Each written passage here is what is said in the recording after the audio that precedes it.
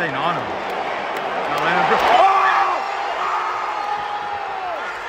I was enjoying every moment when the Gaethje clipped him. Justin Gaethje is an absolute beast. No shame in that at all. To me, I'm just gonna be honest. This is what it looked like to me. It looked like the beating that Rashad Evans put on me once before when I was younger in my career. The octagon was set, the stakes were sky high, and the UFC fans around the world were glued to their screens. 2 warriors, 1 belt, and a night that would go down in history. Here are the best UFC 324 fighters' reactions you have been waiting for. Not everyone came away impressed with Paddy Pimblett surviving Justin Gaethje, and Arman Tsarukyan had no filter when he broke it down. Watching the fight, Arman admitted he actually enjoyed the moment Gaethje clipped Paddy. You hate him that much? Yeah, he's a bitch. To him, Pimblett never belonged on that stage, and he didn't hold back on how strongly he felt about it. When asked about the fight overall, Tsarukyan went straight to confidence, saying he could beat both men, even on the same night. I was happy because now UFC can see like why they put the trash can there, and he never deserved to be there. Arman also pointed to Gaethje slowing down after round 2, saying fatigue stopped him from finishing. And when it came to Paddy, Tsarukyan was blunt and unflinching, saying toughness alone won't save you at the elite level. The fight between Paddy Pimblett and Justin Gaethje delivered chaos, heart, and drama, and one UFC legend came away convinced he'd just seen something special. Michael Bisping walked away saying this was the night Paddy proved he is the real deal. Right, the chin that he showed was phenomenal. The gas tank, the grit, the heart to get dropped like that the way he did, to then still be in the fight right until the last minute. What stood out most wasn't just surviving Gaethje's power, but the chin, the gas tank, and the grit Paddy showed after getting dropped early. Bisping pointed out that even late in the fight, it was Pimblett pushing the action, finishing strong when most fighters would fade. According to him, that kind of toughness can't be taught. Paddy's got everything. He's got everything that makes you a fighter. He left it all out there tonight. And yeah, he doesn't want to hear it because he wants the belt wrapped around his waist. When someone who's shared the cage with legends and knows Justin Gaethje on a personal level starts talking, you listen. And for Kamaru Usman, this fight hit different. To him, it felt like a familiar story. To me, I'm just gonna be honest. This is what it looked like to me. It looked like, if it looked familiar, it looked like the beating that Rashad Evans put on me once before when I was younger in my career. Well, not to that extent. Usman compared it to a moment from his own early career, explaining how experience can make a fight look harsher than it really is. Robert Whittaker called it the fight that stole the night, praising both men for delivering pure heart and violence. From Gaethje's relentless pressure to Paddy Pimblett refusing to break, Whittaker loved every second of the chaos. Gaethje and Pimblett, thank you both. Yeah, man. Because that was a great fight. That was a great scrap. There was nothing but heart in that fight, and you could see it. When a veteran analyst and former title challenger like Kenny Florian weighs in, it forces you to look at the fight a little differently. Florian said this was one of those rare matchups where the hype actually lived up to the chaos. He pointed out that even with a belt on the line, neither fighter played it safe. There was no point fighting, no hesitation, just 2 men trying to finish each other. Once that fight started, man, I was fired up, standing up, cheering for both those guys. And the fact that Gaethje was able to win a belt at this point of his career, I think is amazing.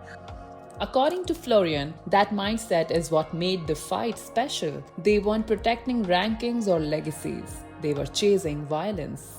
And here's the real question he leaves us with. Was this about Paddy falling short, or about Justin Gaethje proving once again why he is built for moments like this?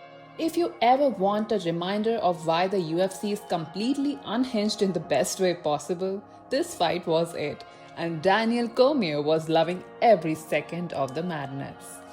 Hakeem, you want the UFC? We'll give you the UFC. That's the UFC. On these great nights, you get fights like that. He thought Justin Gaethje had Paddy Pimblett finished more than once, but somehow Paddy just kept refusing to quit. To Cormier, that heart and drive to become a world champion is what carried both men through the chaos. And then Israel Adesanya jumped in with a perfect comparison, saying this felt like one of those history-making fights that hooks an entire generation of fans. The Spike TV deal, Forrest Griffin and Stephen Bonner showed out and made the whole world go, what the this is like part 2, I guess. Izzy praised Paddy for surviving, digging deep, and proving one thing loud and clear.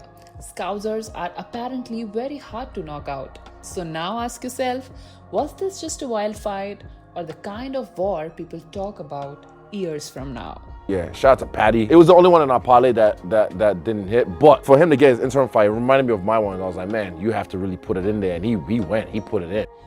Fresh off his farewell fight and now speaking as a retired legend, Henry Cejudo watched this one with a very different perspective. Triple C didn't just see the fight.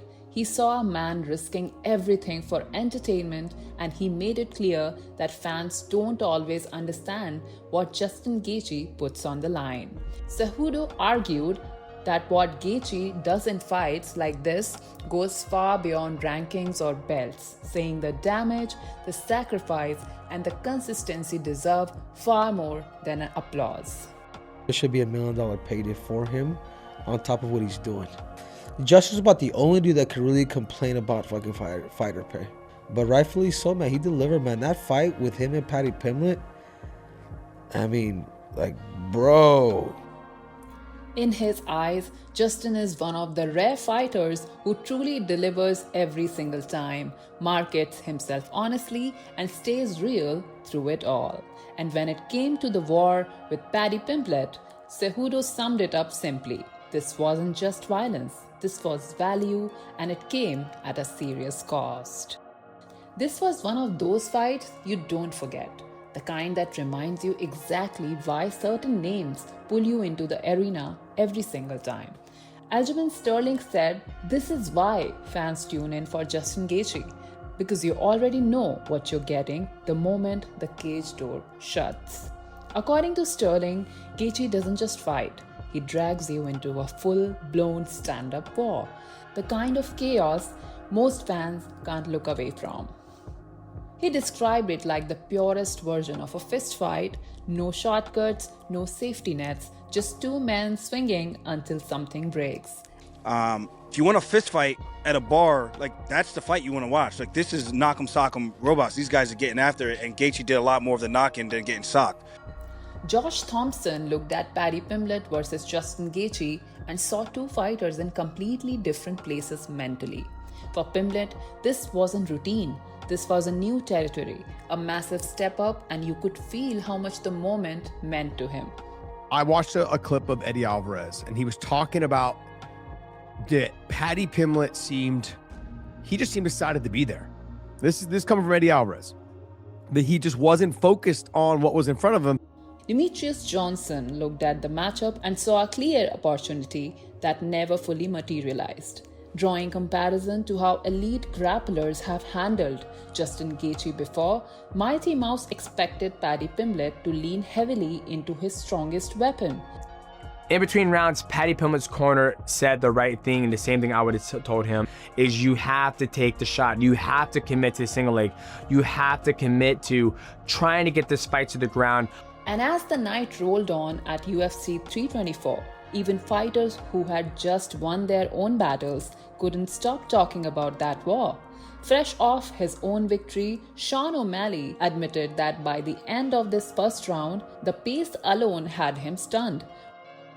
Paddy was like huffing and puffing. He was still able to go out there and push it for 4 more rounds. Super impressive. Got to show his heart.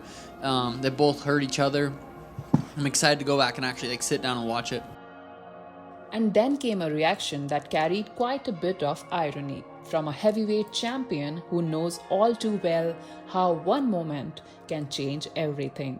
Watching closely, Tom Aspinall said every clean shot Justin Gaethje landed had real weight behind it, the kind you feel instantly. He praised the fight as a whole, calling it an amazing battle and giving Paddy Pimblett full credit for stepping into the absolute highest level of the sport. Most MMA fighters never even make it to the UFC, never mind fight for a belt. So Paddy's fought at the top level there, the absolute top of the top level, and not everybody can do that. So and he did amazing. And fittingly, the night belonged to the man who lives for moments like this, the highlight himself. Justin Gaethje stood there as the interim champion, not talking about one fight, but about the entire journey that brought him there. To Gaethje, this wasn't just a win over Paddy Pimblett. It was proof of how far the sport has come and where it's still headed. And this sport is going to keep growing. And we just need to eclipse soccer as the biggest in the world. It's the most exciting sport in the world. No doubt about it, you know. And just when you think you have heard every angle, Jorge Masvidal steps in with that street-level honesty that cuts straight through the noise. Masvidal called it exactly what it was, a gritty, back-and-forth fight that never stopped moving. Definitely an entertaining fight. Now, it's a good thing that Paddy also didn't win, because if he did, he was going to get torched by Ilya. Paul Felder's reaction perfectly summed up what watching this fight felt like from the couch. Pure emotional whiplash. He admitted everything was going great for him early. Picks were clean, confidence was high, and then Paddy started getting smashed. But then he starts landing uppercuts and he starts finding his timing. And every time that Gaethje looked like he was going to smash him and he was done for, he would find his way into that fight. I think he even changed Gaethje. Gaethje even said, I was trying to kill him early on and eventually had to start just trying to touch him and find shots. And those are the ones that ended up hurting him because he was trying to prove a point. Some fights leave you talking for days. And when Dana White breaks down a war like this, you know it was something special. Dana admitted he didn't realize Paddy had that kind of chin until he saw it live. You know, I didn't know Paddy Pimblett had a chin like that till tonight. And yeah, absolute dogfight in a war, and much respect to both guys. If you missed a single moment, dive into our full recap of the fight and witness every clash, every comeback, and every jaw-dropping second of UFC 324. And subscribe to MMA on Loop for the ultimate UFC fan in you.